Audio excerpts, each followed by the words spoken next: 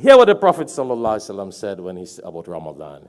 He said, when you're fasting, don't misbehave, let your mannerism, your attitude, your ways change. So please, from now, from this Jummah, and let's hope that it continues, let's be a little change. And say, Allah, this Ramadan I will change my bad ways to better ways. Because if we could stay away from halal things in Ramadan, why can't we stay away from haram things out of Ramadan? See the point? So the Prophet ﷺ, when he said this in the same hadith, let your mannerism be different, your attitude, your ways, don't quarrel. He said, and if anyone, hear the point, that's why I was telling you about the drive-through Taco Bell last night.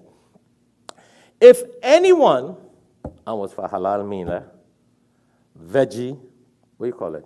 Power bowl. It's a veggie. I don't go say, what did the Shaykh go there to eat, boy? Oh, no, it was a veggie. Okay.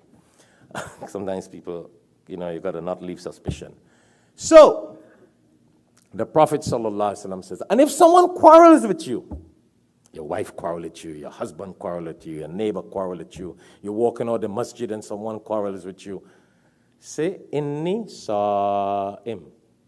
I am fasting, brother. Assalamu alaikum. What? I'm fasting. It eats a lot of pride to do that. It takes a lot of iman and sabr to do that. But just remember, the Prophet ﷺ says to do that. All right? Your wife quarrels with you, your parents quarrel with you, your brothers and sisters say something. I saw him. I'm fasting. Now, don't go and say, when I break fast, I'll deal with you. And then after you eat, you pick up the phone and you let them have everything in all different language.